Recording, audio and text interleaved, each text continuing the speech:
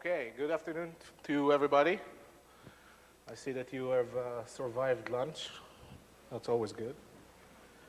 My name is Ofir Arkin. I'm the Chief Technology Officer of Insightics, and I'm here to speak today about next generation infrastructure discovery.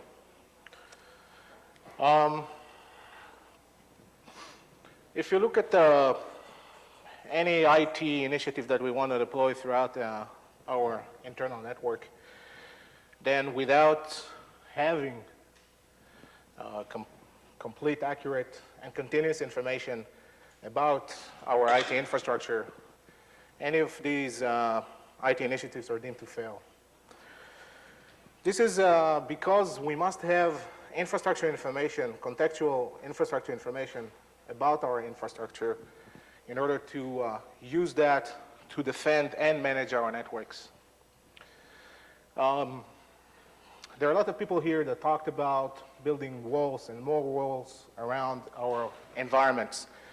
If you recall from yesterday from the keynote, the guy that I don't remember his name that was talking about, let's put less walls out there. The problem is that when you want to put a wall, you need to know what it is actually defending.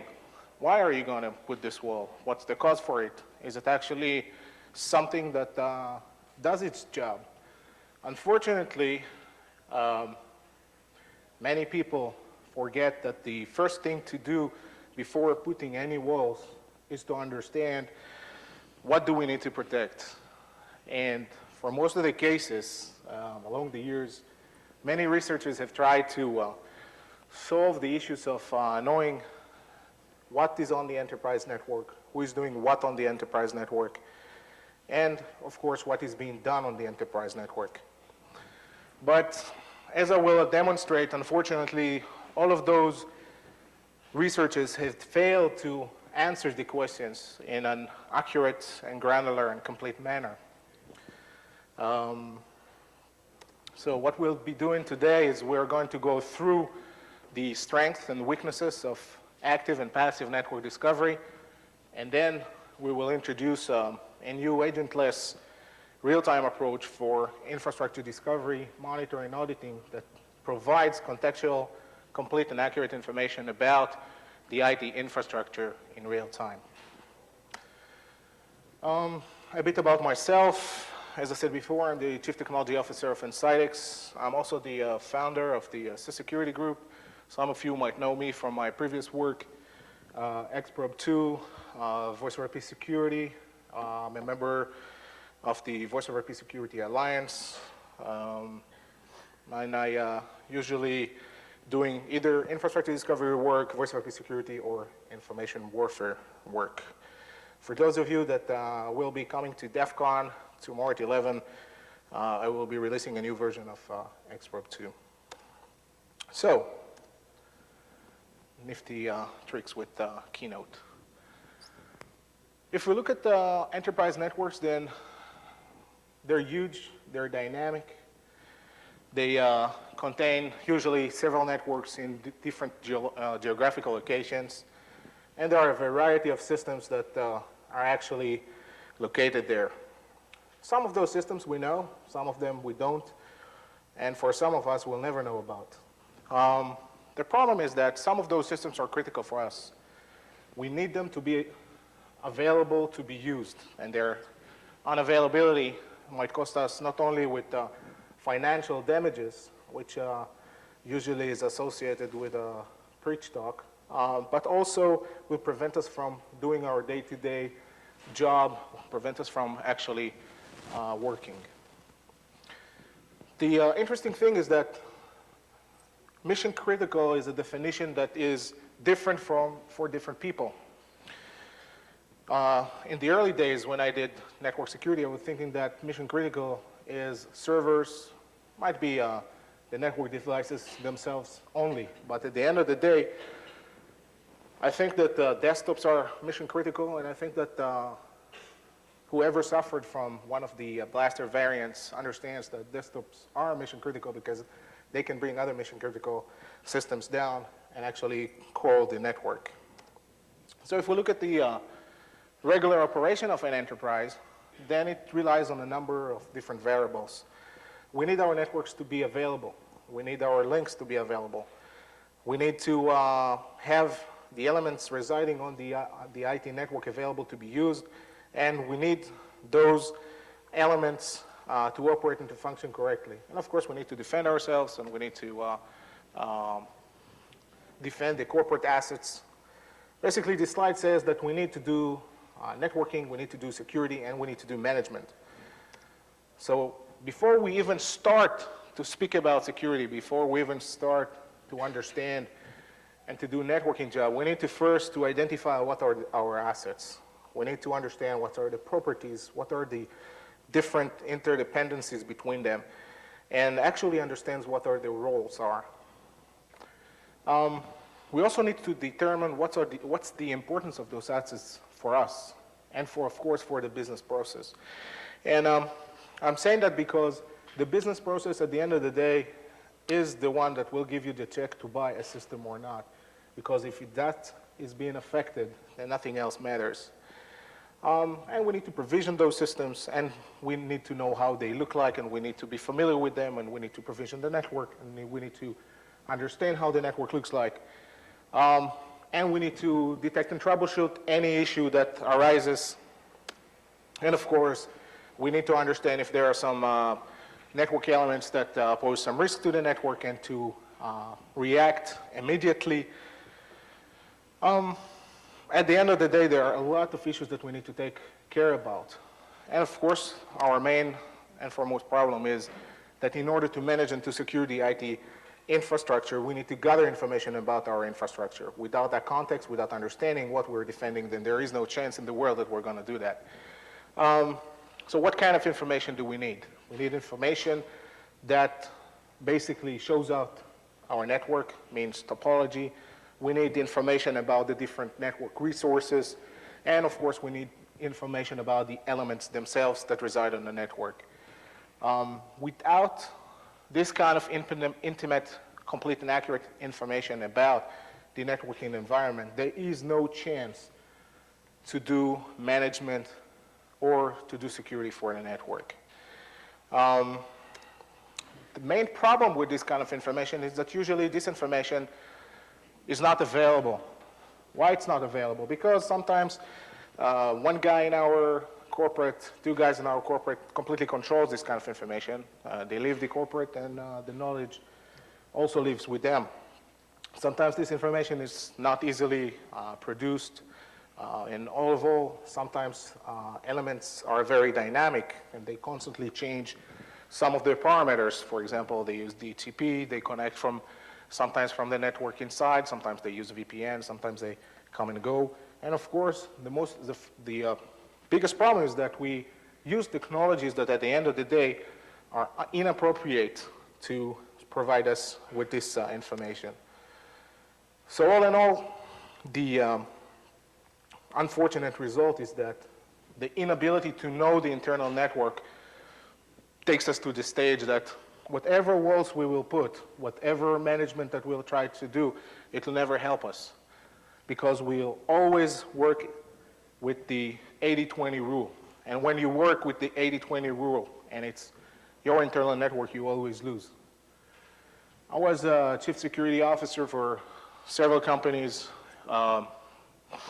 The last company I worked for, my CIO on my first day of my job, I asked him, okay, so what are my network diagram look like? And he took a pen, and this is a real story, and he drew a circle. And inside a circle, he drew a question mark, and I had to work with this. And I was a chief security officer. So I had to go and I had to map the environment myself. I had to understand what I have. And I basically was doing work that had to be done 5-6 years beforehand. Try to based on what the company had. Starting from routers, going to switches, understanding how everything is laid out. At the end of the day, I lost. I lost the battle because I wasn't aware of changes on the network. I wasn't able to receive them in real time, and I wasn't able to associate events that had happened with other events on the network. So whatever I tried to do, I lost. And I was working with the 80-20 rule, meaning that I'm unable to have everything, but I need to work with what I know of. And sometimes this is something that chief security officers work, like for example, they have some kind of fire, they will try to put some, to take the fire out, and they continue, instead of understanding that in order to solve the problem, they need to do something else. At the end of the day, when we work like this, we have a false sense of security, and we don't have any kind of control about for our environment. And this is something that is definitely no-no when it comes to security, and of course, comes to network management. I bet that some of you had been into rooms that they had discussions with networking teams, security teams, and those guys that do an application, and they were arguing about who's to blame because the network is slow. And this is just an example of why, when not having the right contextual information, you can't do really nothing solving the issues. So the current network discovery technologies simply cannot deliver what we wish, but let's try to define what is a network discovery system. I define it as a system that should perform the discovery of the network topology and should also discover the elements that reside on the network, their properties, and to maintain this information up to date. It seems, it's a 3.5-line definition. It seems okay, right? It's nothing big, but unfortunate. As I'll show you in a few slides, active network discovery, and especially passive network discovery, cannot deliver this. And all they can have is to have inaccurate information and incomplete information about the networks they deployed on. So let's start with one of my favorites, active network discovery. Basically what you do is you send packets to the network, you wait for some kind of a reaction from a device. Sometimes you looking for a lack of reaction, and then according to what you get back from the probes that you send, you draw conclusions about the element and the network.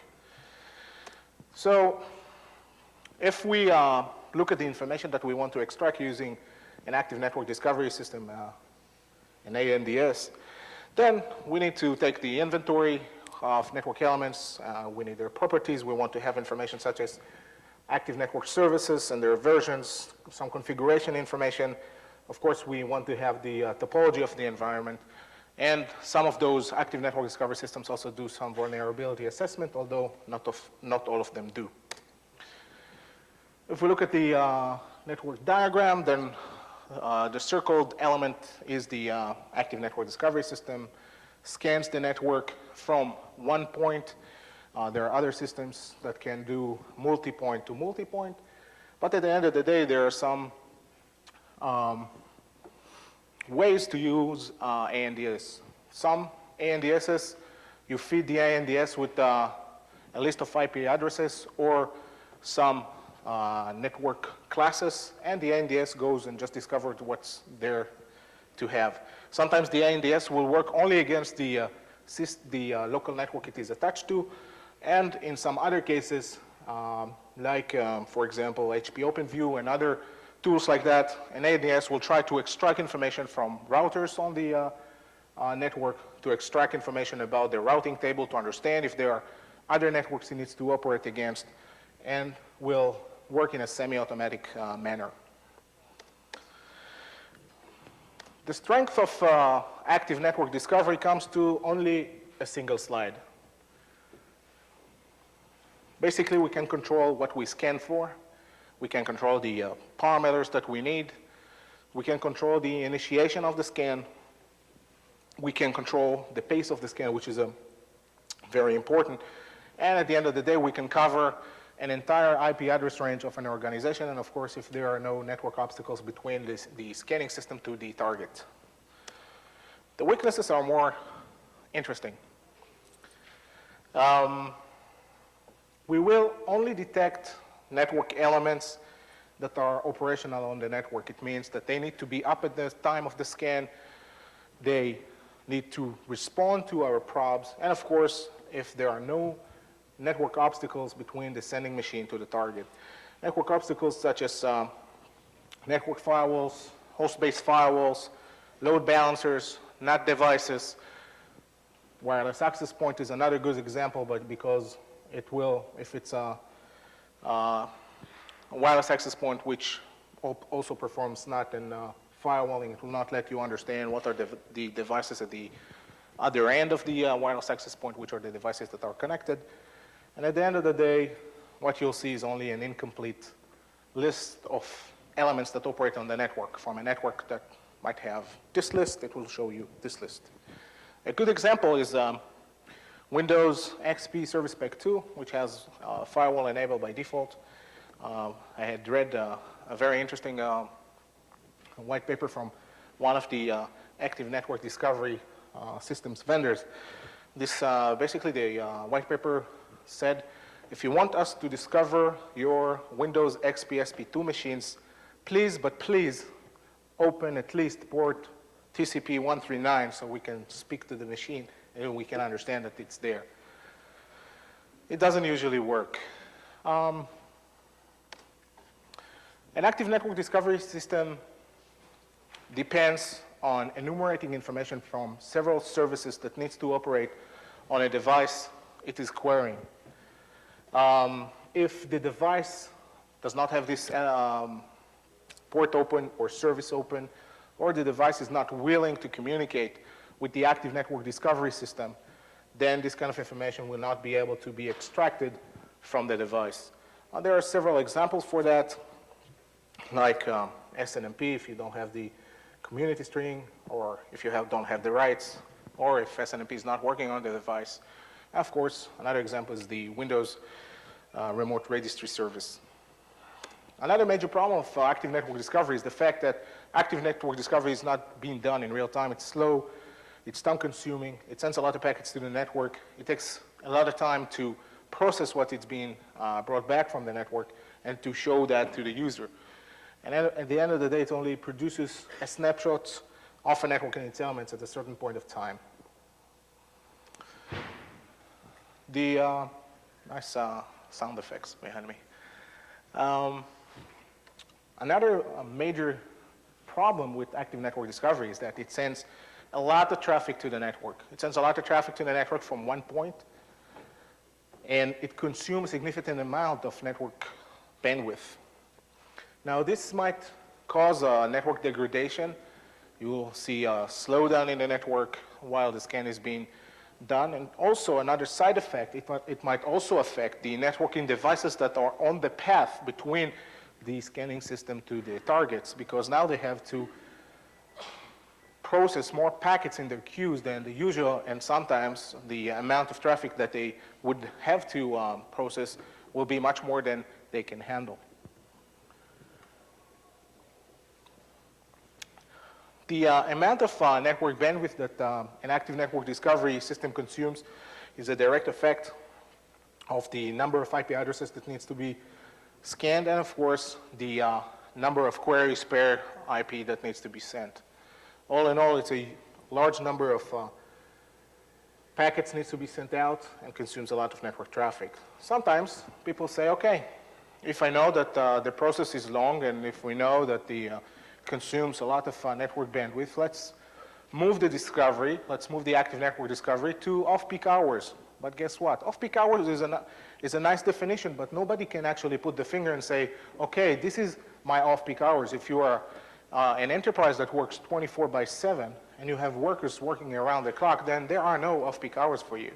Sometimes during what you term as off-peak hours, you have other important processes that kicks in, and processes like backup, processes like offline processing of reports and things like that. Then sometimes the process takes too long to be run at those off-peak hours, and it gets to the point that running these kind of scans through the off-peak hours gets also done on times that people come back from home to work again.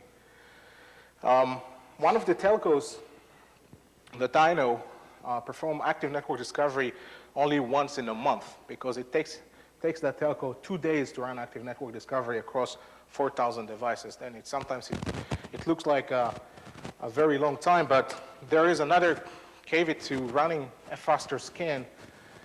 If I scan faster, it means that I send more packets per second. It means that I send more packets to the network. And it then means that I might be able to overwhelm the networking devices along the path between my system to the target. And it means that those devices might either drop packets or crash if I overload them. And this is, of course, another effect when you scan a large number of IP addresses. Another nice side effect of doing active network discovery, if you're not doing that right, active network discovery might also crash the end devices that it needs to gather information about. If I take, for example, how many of you know Nmap? Oh, good, you're not totally asleep. If I take Nmap and I have at the office a Kyocera Mita FS 1900 printer.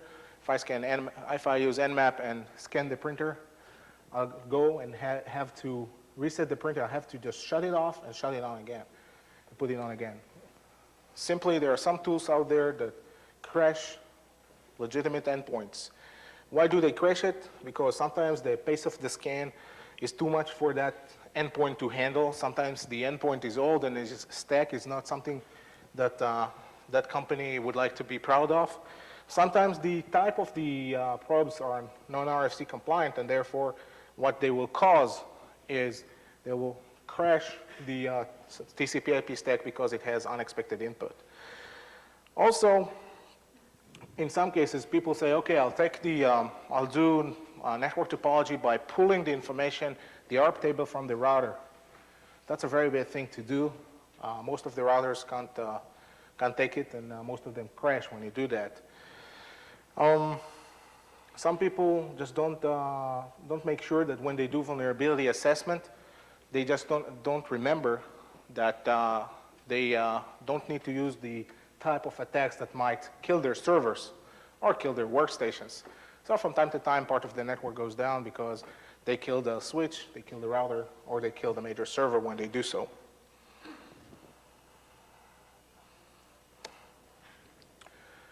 Sometimes what happens during active network discovery is that the network devices are overwhelmed by the traffic, but it doesn't only ends with regular networking devices. Some firewalls, if you try to scan through a checkpoint firewall, it will build the entire state table, it will fill it in, and legitimate traffic will not be able to go through the firewall. So there's like a lot of effects when you do active network discovery. So people had looked at all of those problems, and then they said, well, you know what? I'm so afraid to use active network discovery, so I'll take some of my networks, and I'll talk to my security guys, and I will not have them scan those networks because my production machines are there, and I'm not willing to suffer any kind of downtime with those machines. And this creates what we term as active scan-free networks, those networks that you cannot scan, and at the end of the day, you are unable to understand what their state of security and what the contents of those networks. Questions? Anything? Wow. Okay. Distributed active network discovery. So in order to try to remedy a bit of the problems, some companies are using two ways to deploy active network discovery. Active network discovery clusters and proxies. A cluster, basically, is many machines located in the same place, and they share the load of the scan from one point. This actually has no real effect because has no real advantage, actually, because the network is still scanned from one point. The network is, well, it might get saturated faster, and also there is a higher risk of instability because of scanning faster. More packets are sent to the network.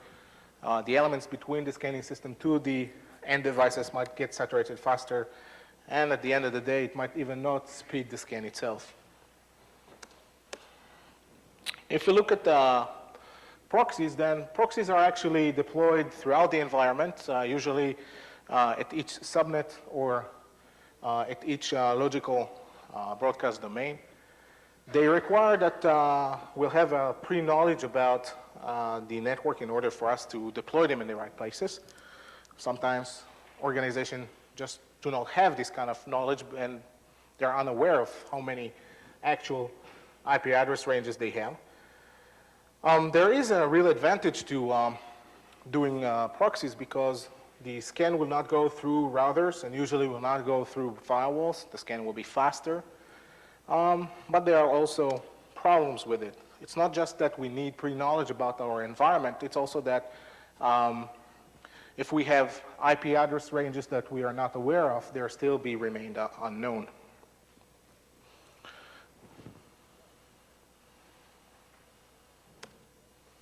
So, this first part was about active network discovery.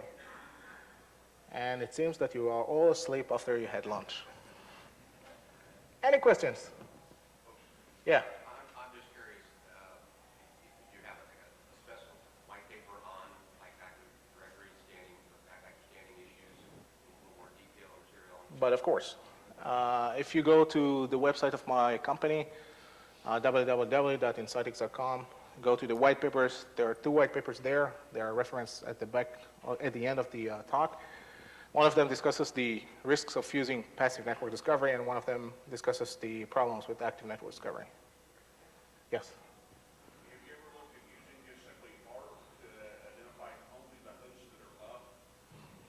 ARP is nice, and it means that you have to be on each broadcast domain, and networks are more complicated than that. Also, you want to understand, you want to automatically discover all of your IP address ranges. And that's a bit of a problem if you have a system installed in one of the ranges that you already know about. This is usually the problem, let's say, if I want to put an agent on a system. Where would I put the agent on? On systems that I know, right? But what about all the systems that I don't know of? That's again the 80-20 rule. I might put that against 80% of what I know, but the other 20% that I didn't have an idea about, that poses the risk to my organization. Other questions? Okay. Passive network discovery systems. Their roots goes back to the mid-1990s. Don't let anybody tell you that they were invented last year. Passive network discovery is merely a sniffer which is installed at a choke point on the network and processes packets it can see from active user and network activities. Passive network discovery can be deployed in many manners. I'll show 4 different slides of how you can do that. You can hook up to the network using a network tap. I'm not going to recommend it, but this is something that you can do.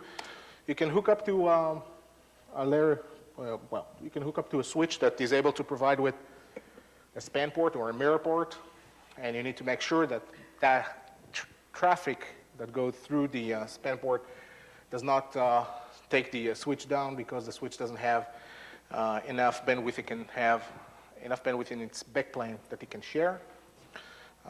Try to do that on a 2950 Cisco. That's not a good thing. You can put passive network discovery at each access layer if you have the budget, and you can span multiple ports and traffic to a single machine as well. So the type of information that we can extract using a passive network discovery, it seems as with active network discovery, but there are some twists here. We can have inventory, but inventory only of active network elements. We can have network services information and their versions, but only about active network services. We can have topology information, but the topology information is actually the distances that the systems that we have detected are from the monitoring point. And we can detect client-based software and their versions. We can have granular network utilization, and we can also, in some cases, identify vulnerabilities, although not in a complete manner. So if we take all of this information, wonderful information that has a real value, we can build the layer 3 topology of the organization. We can try to at least. We can have some audit capabilities. We can provide with network utilization information. We can also use the system as a network forensics tool. We can do vulnerability discovery. and we can take some context and to feed it into other tools. So what are the strengths of passive network discovery?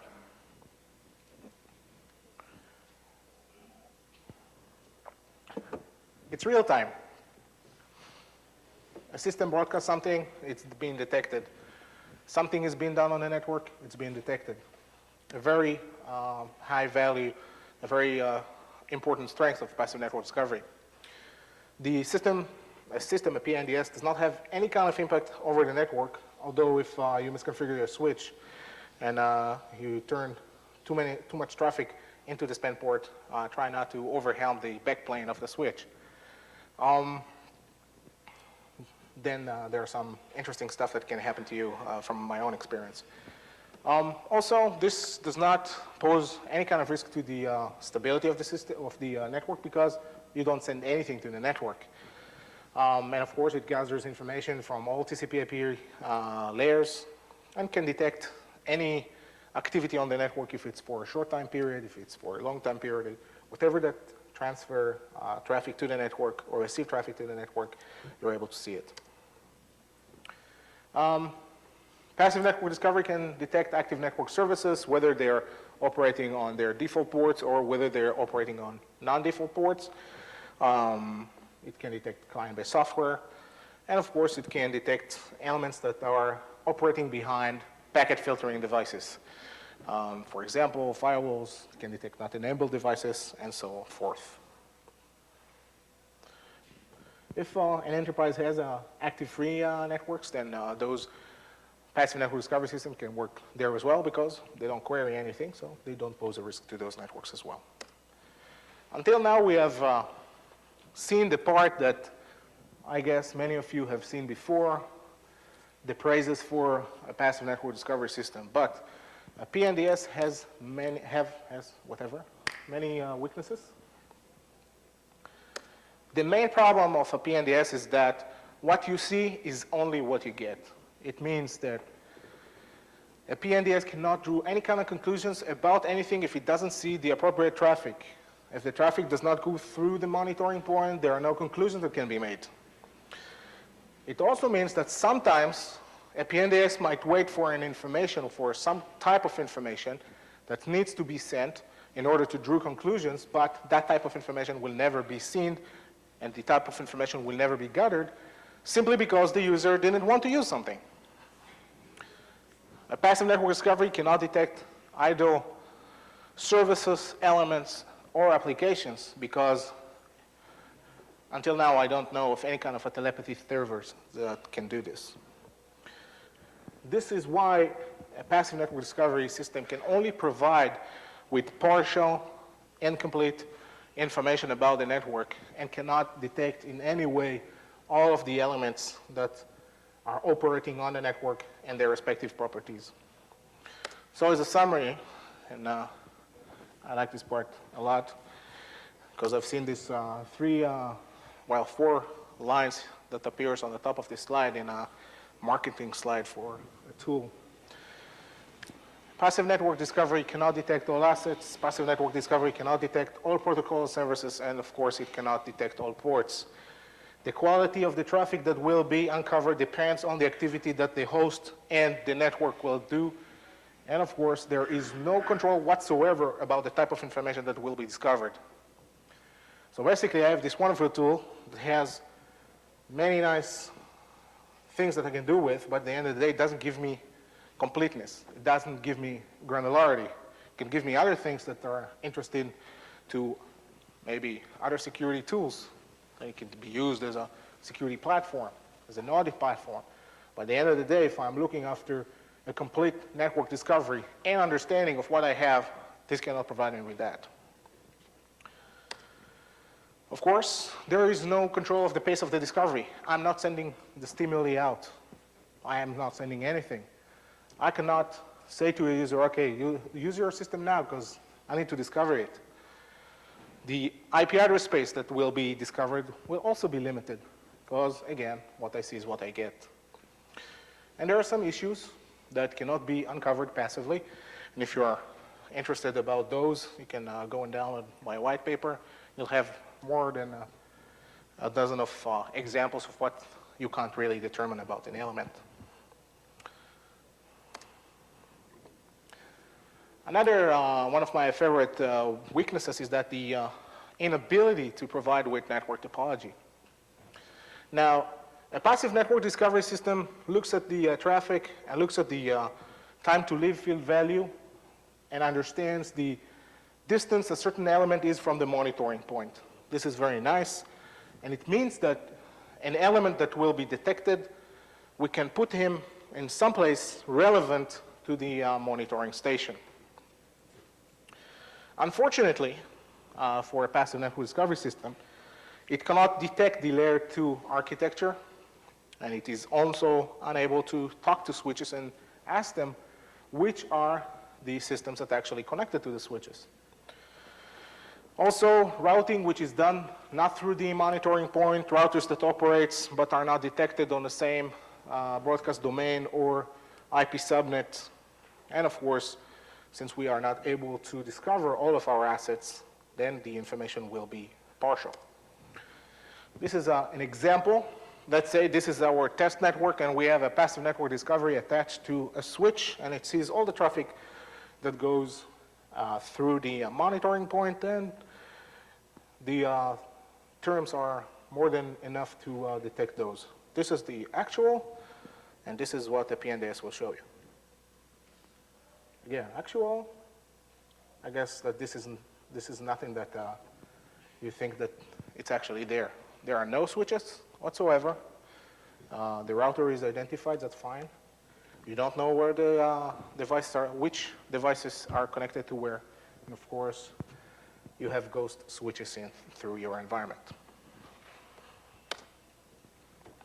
In order for a passive network discovery to have an effect, a passive network discovery needs to be deployed closer to the access layer.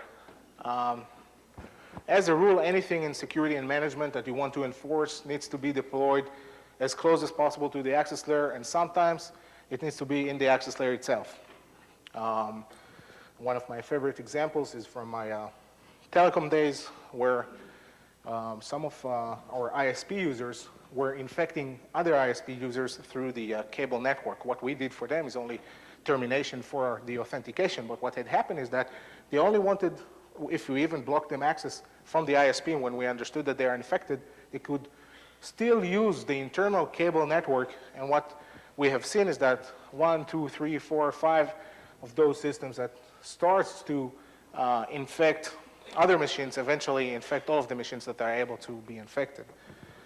Blaster was really a blast for us trying to prevent. So we introduced IPS at the access layer in order to prevent this from happening again.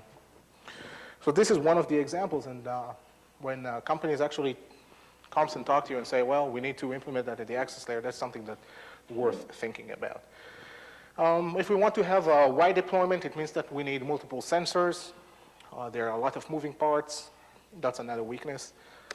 We can't actually monitor for services because we cannot monitor idle services. We cannot monitor state changes. If I just enable a certain service and nobody connects to it, I'm not going to see it. And of course, it means that it can be there or it cannot. A good example for that is Windows 2000 installed by default. IS5 is being installed. If you have that in your environment and you have a passive network discovery system, this is not going to be discovered by anything. So these were the obvious weaknesses. Questions from the tired audience? Yes? Are there any passive network discovery devices that can actually kind of extrapolate them to might be adding a multiple system behind it based on the traffic that's coming out of that? Based on the traffic, basically the question was, do passive network discovery systems can detect not enabled devices, right? As you will see further ahead, part of my research for this presentation, and it took me actually 3 years to research this. All of the research that is out there for detecting not enabled devices is working for around 60% of the times. In the real world, when you have thousands of machines and thousands of applications, at the end of the day, it doesn't work. Everything that was basically published will give you too many false positives. Yes? If you face passive discovery on TTL, aren't you making the assumption that everybody starts their TTL at the same point? That's a good question. I'll show you an example in 2 slides. Okay. So, the biggest problem of passive network discovery system is that it cannot resist decoy and deception.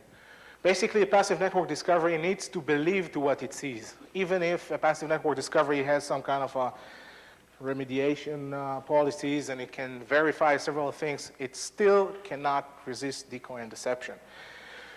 So it is very, very easy to tell a passive network discovery it is something that is not actually there. Try to just simple attack, take a sniff, use TCP replay, and a sniff of another network, and just play it near a passive network discovery system. You don't want to see the results, believe me. Another thing is that since passive network discovery systems do not have any way to validate the information, then it needs to rely on the information, and it cannot actually say if the information is true or false. So we can easily influence those systems. I'll show a very, an easy example to understand in just 1 slide. But the matter of fact is that if those systems are deployed to provide with context to other systems, like there are some companies that actually do this, then the information that will be provided by those passive network discovery systems to those networking and security systems will be inaccurate. So, let's see an example. In the right corner, wearing blue shirts, we have a Windows system. A Windows system by default has a TTL of 128. So let's say that I want to falsify that information and decide that I want a default TTL of 126. If you recall from our previous network slide, this is exactly what we see. This is our network. But since we have played with the TTL, even if the passive network discovery system decides to take the TTL information and use it only after it detects the operating systems and saying, okay, this is a Windows machine, and we know that the TTL is usually 128. So if we see the TTL goes by a range of 10, let's say between 118 to 128, and it's okay by us. This is the result. I just moved the system 2 hops down by doing nothing. I just went, I changed the TTL, and there's no way in the world that the passive network discovery system is now going to tell me this is not the truth, because it already identified the OS, all the parameters are fine, just played with one of them, and he's still in range, so I just took it and whoop, move it down. This is a very simple example, but there are many other examples that can be used. One of them relates to network utilization information. One of them relates to the way information is being gathered. But at the end of the day, when you are not able to validate the information that you are collecting, there's no way that you can provide accurate information.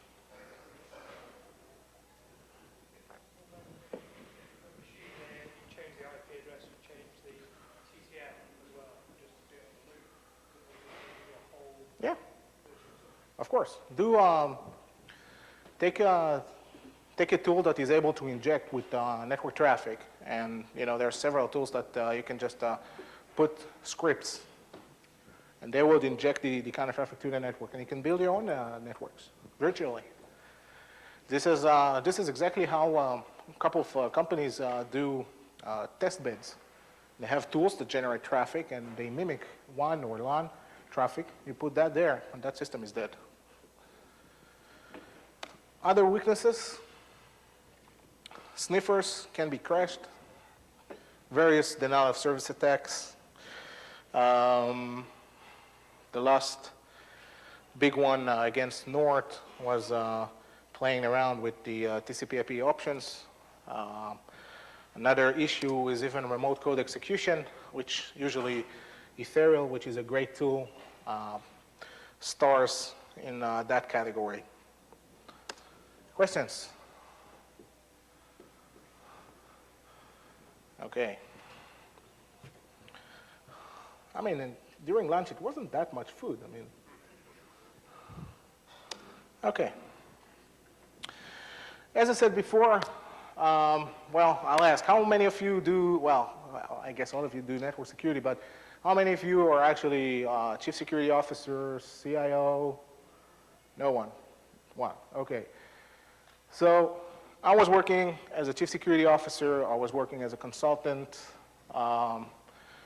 Basically, I did all the work that can be possible with network security, well, except for working as an analyst, but this is not the work, right? So one of the biggest problems that I had is to come to a network, to understand what's the network, and to try to give the company that paid for my services or my own company that was in charge of security an added value because I understand what I need to defend. Unfortunate, there is no tool that actually can do that because when you need this kind of information, when you're saying, okay, I want to deploy more firewalls, I want to deploy IDS, I want to deploy IPS. Usually the people will understand only one point in their network, maybe 2 points in the network. One is the point that actually connects them to the internet because they can actually go to the server room and they can put their hands on the router that actually connects them to the internet and to that firewall that they usually maintain. And of course, the point that they're being connected to other networks using several B2B links or whatever other services they're using. Usually the enterprise network, all that you can see, all you can understand about is that we bought those 6500 several years ago. We have 2 of them because Cisco told us that redundancy is a must, and we have some access switches and everything is connected nicely, but other than that, there is no knowledge about what is actually there. One of the funny stories that I always tell is that I went one day to a company with not many elements on their network. They had around 500. And I found out that they have a Windows 95 machine operating on the network. And they were saying, well, this actually can't be. You don't have Windows 95. You're hallucinating. Well, I said, okay, let's go to the switch, to the port, which I told you this system is connected to, and let's see what we have. Apparently, they have a security guard that has a post, which is around 15 meters from the corporate headquarters. In that post, that security guard, because he's, well, people are not coming all the time through the gate, he has a computer where he plays one of the best ever games, Solitaire. And the machine runs Windows 95, and it is connected to the main IT network. So you don't even need to enter the building if you want to do something. All you need to do is to take out the guard, and you're in the network already. At the end of the day, there is a need to understand what we have, because as I said before, and this is my mantra, if we don't understand what we have, we can't ever secure it or manage it.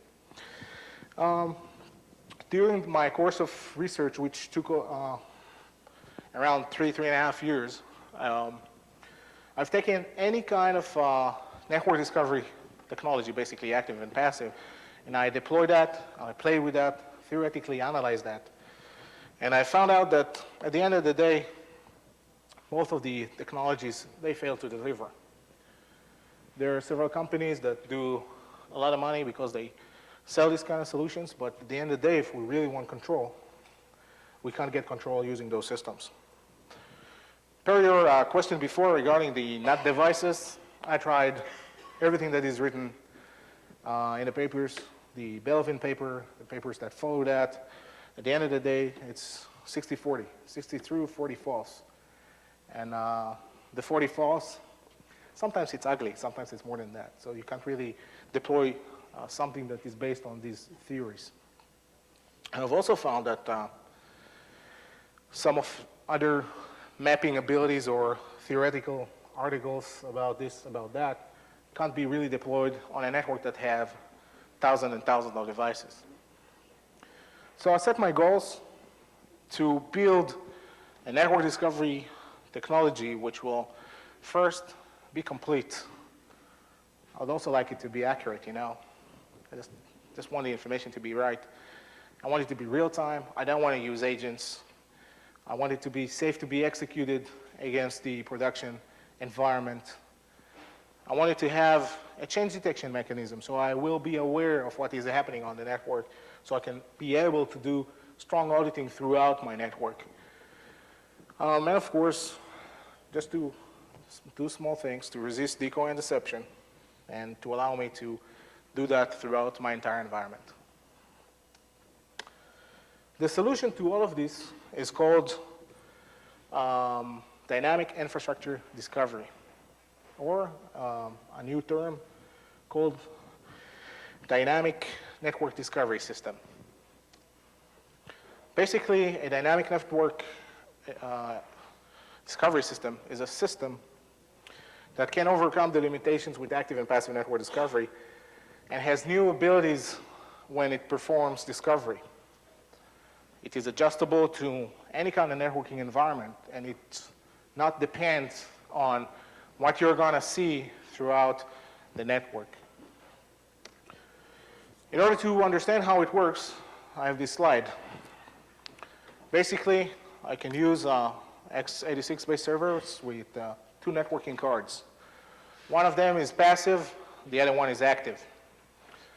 You get network traffic that goes through a choke point of the network, as of passive network discovery system do. What you do with the information is you start to build profiles of elements that are discovered through the usage of passive network discovery.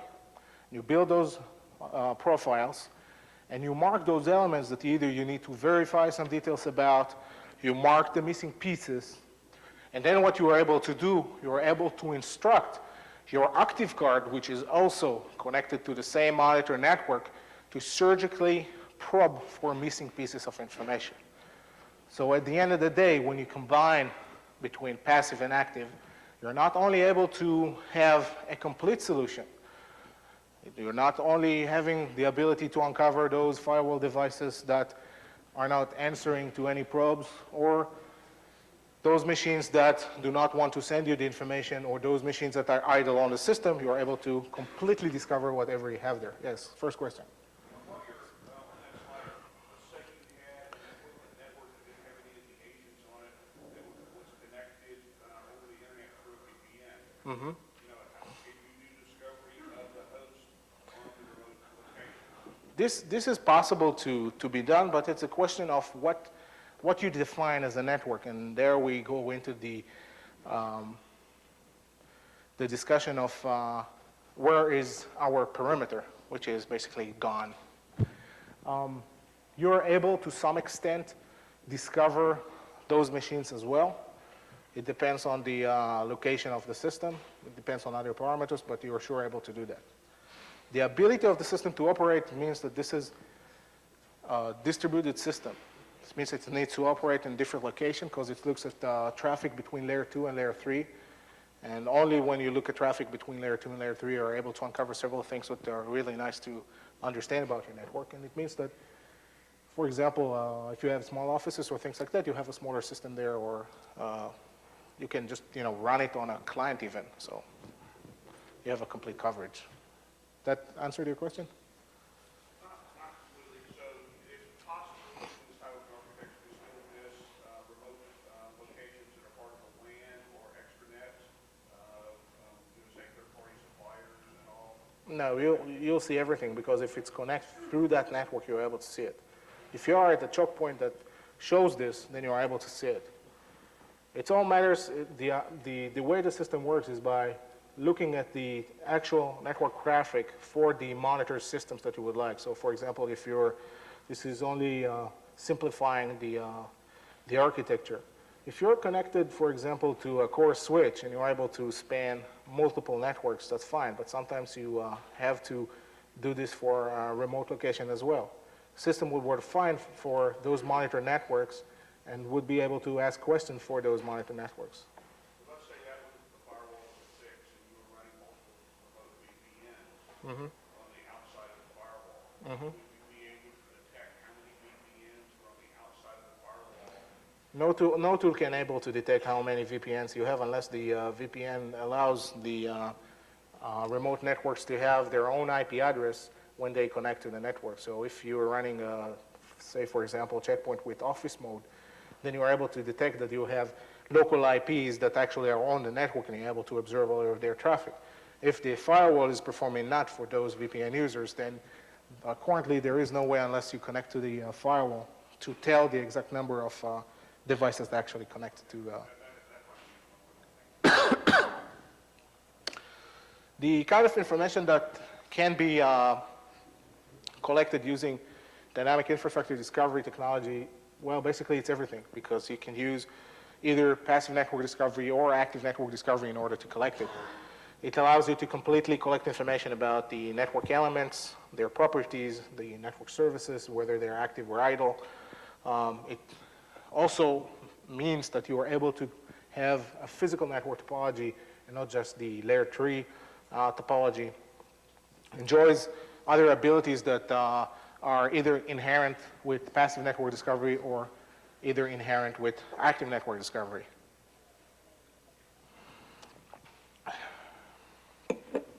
The usages, you can do whatever you want with the type of information that is being collected. Basically, when you have real-time information about your network, which is maintained in an accurate and complete manner, you can build context about your network. Context that a lot of tools, at the end of the day, try to have in order to secure and manage your network. For example, asset discovery, your physical network topology, you can monitor changes in real time. You can have extensive auditing, which is being done passively and actively.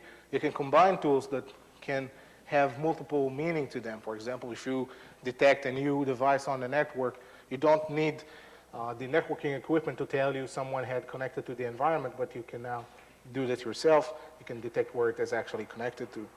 So if we look at the strength of this technology, since it is combined between passive and active network discovery, it's able to operate in real time. It's able to detect all of the devices that operate on the network. It doesn't require any kind of engines. It's able to validate information that is being gathered from the network, and therefore it is still able to resist decoys.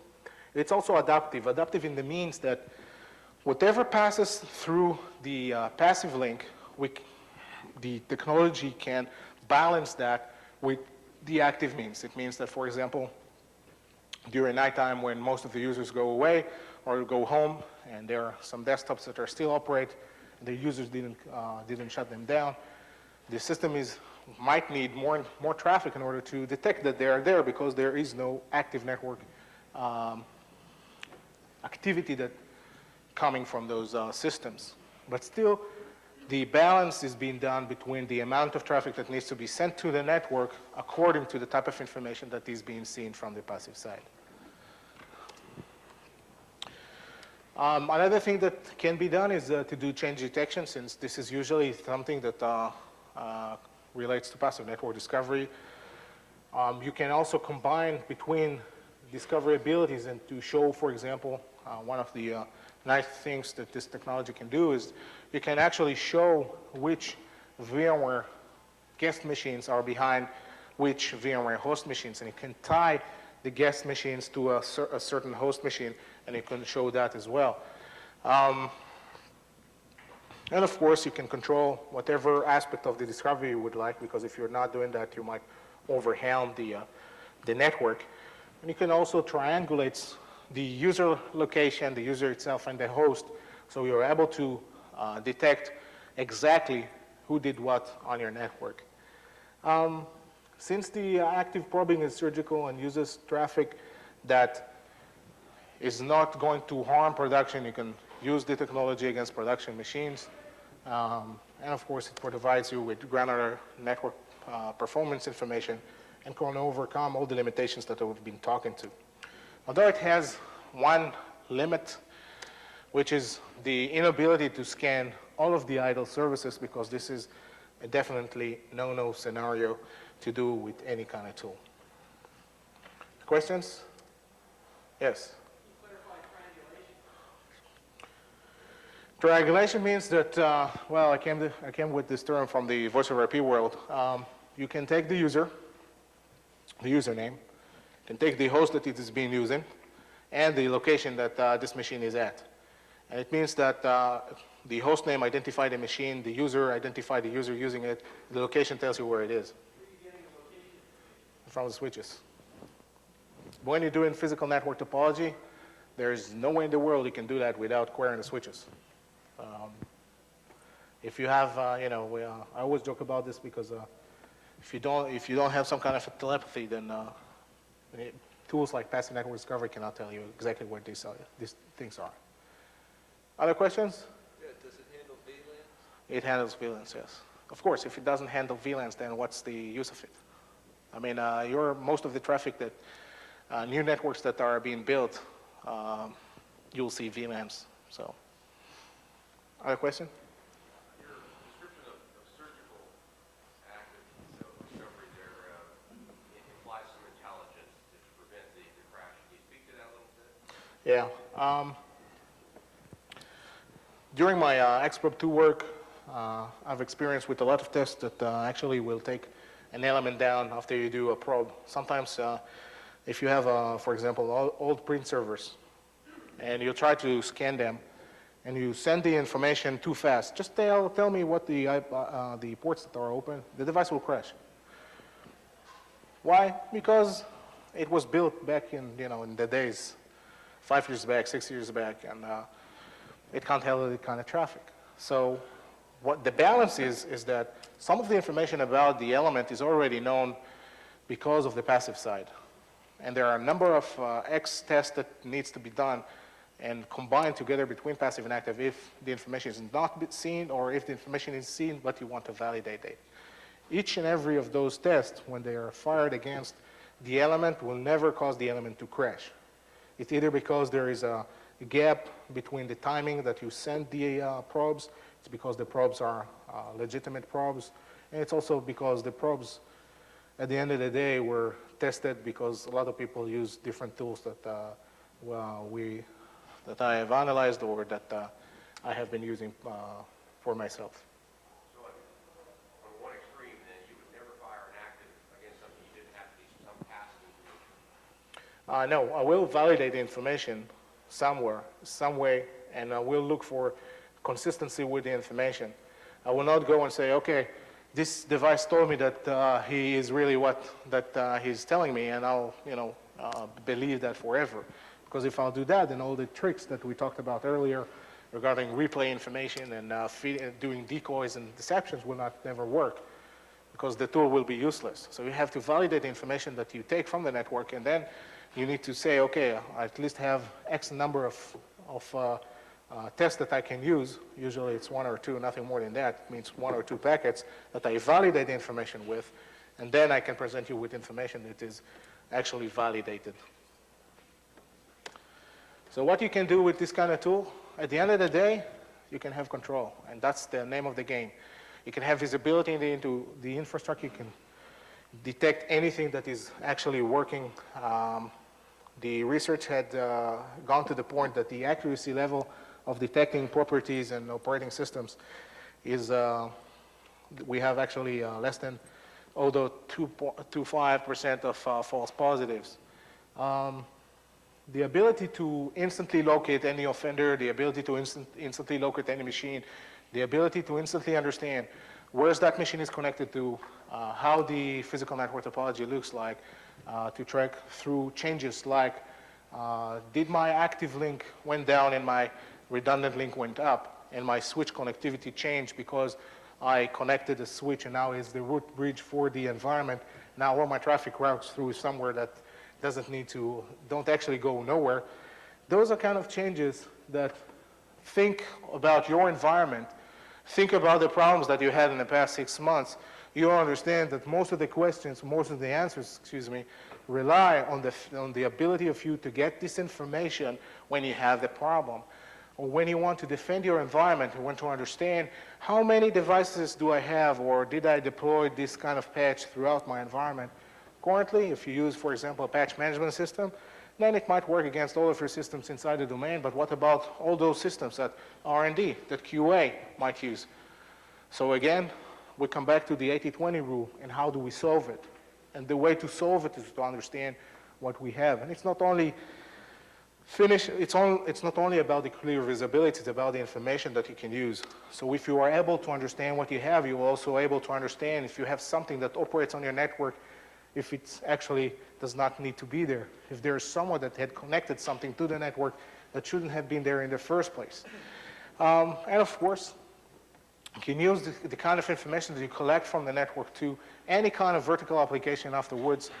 If you want to do what I term is target-based vulnerability assessment. Let's say I want to do assessments against my Windows XP machines only, or I want to do assessments against my Linux systems only. Today, what you need to do, you need to fire your vulnerability assessment tool. It needs to do a lookout throughout your environment. It needs to detect the elements against, again, 80-20. And then it will have to do the vulnerability assessment. We can cut this time to minimum because we already know what we have. So if I feed that information directly to the system that needs that information, it means that those systems can actually do the work that we actually bought the system to do. So, as a summary for all of this, if you have any other questions that you would like to ask, yes? So does such a tool exist, or is this purely theoretical? Of course it exists. If I wouldn't talk about the technology, it doesn't mean that I actually tested it and use it myself. I never talked about something that is vague and, you know. If you want to ask, this is not something that I'm going to talk about here. This is not a conference about products. Other questions? I've got one. Yeah. So you ran it on some network. I'm curious, how long did you feel you needed to run it before you were confident you had complete and accurate information? The research took 3 years. So it means that during those 3 years, and of course I have previous research done with Xrub 2 and other tools. The research itself went through 3 years before I even decided to do something with the technology, before I felt that this is something which is a viable solution. I mean, since you got the passive aspect and the active, and you're trying to balance all up, I'm just curious, you run it for a week, a month? Oh, how long it takes to see the results? 15 minutes. Yes?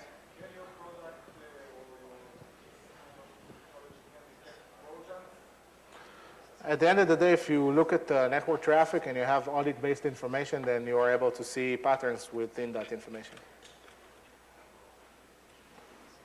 Yes? Two questions. One is, aren't you making certain assumptions, like only if you can manage a switch, you can actually get physical topology by a switch that can manage against MCU? Well, we're still able to detect the switch, and we're still able to tell the switch doesn't answer to SNMP. So we can take. If I have a Netgear switch, I guess it doesn't find. No, but if that Netgear connects multiple machines to one port in another machine, then we're still able to say, well, you know what? There is no ghost connecting those other machines to the port. And what's your false positive rate on identifying services running on applications? There are no false positives there. But if you said you basically listen on the wire, where you do as little invasive as you can. Mm-hmm. So I assume you listen to the traffic, you see what protocols are there, and probably by the banner of, let's say, HTTP, you say, well, this was an Apache server responding, but if I change the banner, then you have a false positive. Currently, I'm not, well, I'm not after the exact Apache version. I'm not after exact IIS version.